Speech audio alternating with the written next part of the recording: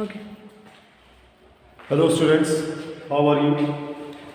तो आज मैं आपके सामने सेकंड वीडियो लेके आया हूँ। फर्स्ट वीडियो मैंने थोड़ा सा रिवीजन कराया था आपको सेक्सुअल रिप्रोडक्शन में, और सेक्सुअल रिप्रोडक्शन में होपफुली हम आपको जो है क्लास में, ऑफलाइन क्लासेस में मेल रिप्रोडक्टिव पार्ट को पढ़ा चुके हैं। ठीक है, बाकी अगर कहीं भी कोई मतलब ठीक से अगर आपको क्लियर नहीं हुआ है तो हम लोग अभी ऑफलाइन क्लासेस हम लोग स्टार्ट होने वाली हैं, उसमें हम फिर आपको उसको और क्लियर कर देंगे। और ऑफलाइन क्लास में मैं आपको जो है स्ट्रक्चर ऑफ द स्पर्म को और बाकी जो चीज़ें हैं वो उसको मैं आपको क्लियर करूँगा। आज जो मैं आपको फीमेल रिप्रोडक्टिव सिस्टम को मैं यहाँ पे पढ़ा रहा हूँ। फीमेल रिप्रोडक्टिव सिस्टम में कुछ मेन जो पार्ट्स आपके कोर्स में हैं, सबसे पहले ध्यान रखिए जो ट्यूब्स आप देख रहे हो, ट्यूब लाइक स्ट्रक्चर्स, इसको ट्यूब लाइक स्ट्रक्चर्स को हम बोलते हैं फैलोपियन ट्यूब, फैलोपियन ट्यूब या फिर और ओविडक्ट, फैलोपियन ट्यूब या फिर ओविडक्ट बोलते हैं। आप साथ ही साथ में ये आप जो देख रहे हो, ये आप हॉलो स्ट्रक्चर पियर शेप, ये यूट्रस है, इसको यूट्रस बोलते हैं। तो प्रेगनेंसी जो होती है बेसिकली 9 मंथ्स की, और इम्प्लांटेशन जो एम्ब्रियो का होता है वो इसी के अंदर होता है। फिर आप यहाँ पे आप देख रहे हो, this is cervix and this hollow structure is vagina. इसके साथ साथ आप दोनों तरफ आप रेड कलर से ओवरी देख रहे हैं, दिस इज योर ओवरी, इसी के अंदर एग बनता है। जो एग का प्रोडक्शन जो होता है इसी ओवरी में होता है। और ये जो फिंगर लाइक स्ट्रक्चर जो देख रहे हैं इनको बोलते हैं फिंगरी, ये होल्ड करके ओवरी को रखती है। These are fimbriae, these are fimbriae. तो इस तरह से जो है आप देख रहे हैं, this is the structure of uterus of, मतलब this is the structure of female reproductive system of female reproductive system, जिसमें कि आप देख रहे हो ओवरी है दोनों साइड में फैलोपियन ट्यूब, ये ओविडक्ट है, इसी तरह से हॉलो स्ट्रक्चर यूट्रस है, ये फिंगर शेप स्ट्रक्चर जो है ये फिंगरी है, ये सर्विक्स है, ये वजाइना है।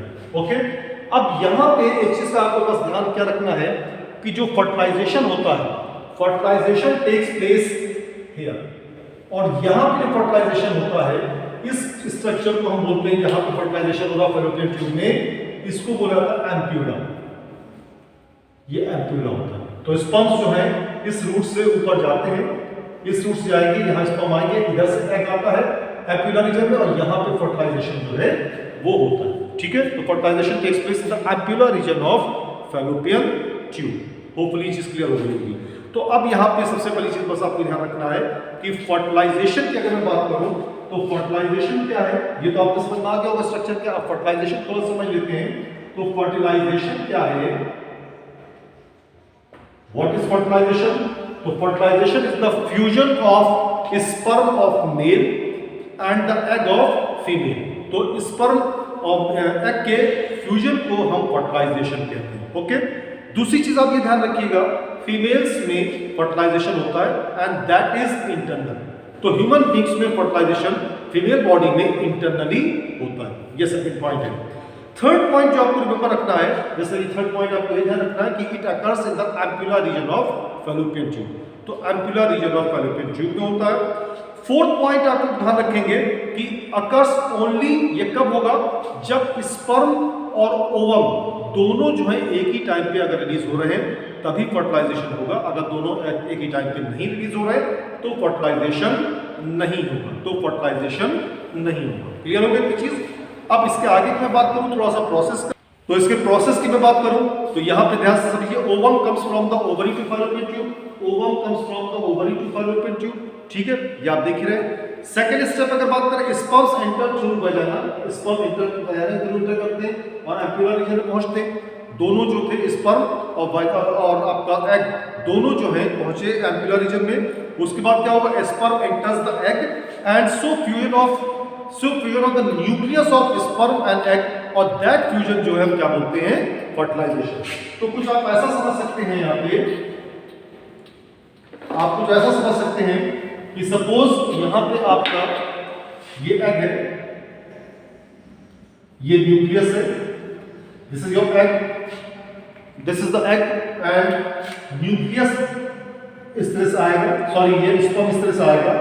स्पर्म पहले पेनिट्रेट करेगा ओवम की मेम्ब्रेन को, और पेनिट्रेट करने के बाद इसके पास आकर के जब ये अंदर एंटर करता है तो इसका सिर्फ हेड रह जाता है, टेल बाहर हो जाता है। तो इस हेड के अंदर क्यों हेड रह जाता है, क्योंकि इसी हेड के अंदर जो होती है न्यूक्लियस होता है। तो अब ये न्यूक्लियस और ये न्यूक्लियस, इन दोनों का आपस में फ्यूजन होता है। और जब ये दोनों न्यूक्लियस का आपस में फ्यूजन होता है तो हम क्या कहते हैं, रिजल्ट ऑफ फर्टिलाइजेशन क्या होगा, जाइगोट।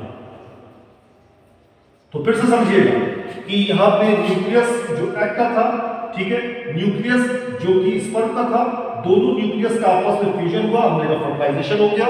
और यही फर्टिलाइजेशन से सिंगल सेल बनता है और उस सिंगल सेल को हम क्या बोलते हैं, जाइगोट। तो zygote is the result of fertilisation. Okay, तो ये ध्यान रखिएगा, जाइगोट अभी बना तो पर्टिकुलर जाइगोट इस रीजन में रहेगा।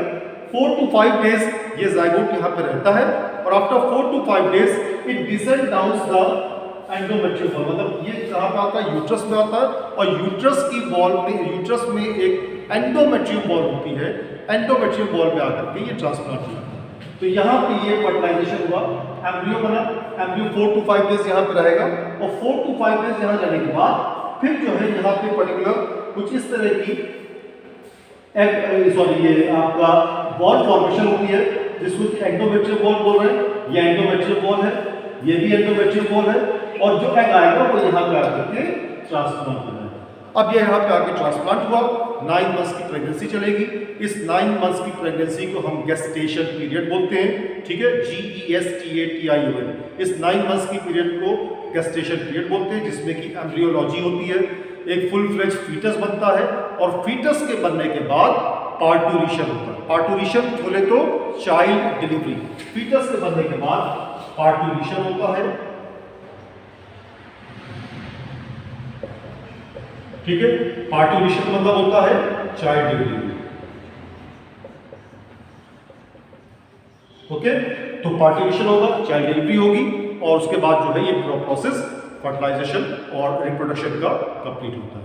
चलिए आज के लिए इतना, नेक्स्ट वीडियो में हम कुछ और आगे बात करेंगे। Till then have a good bye.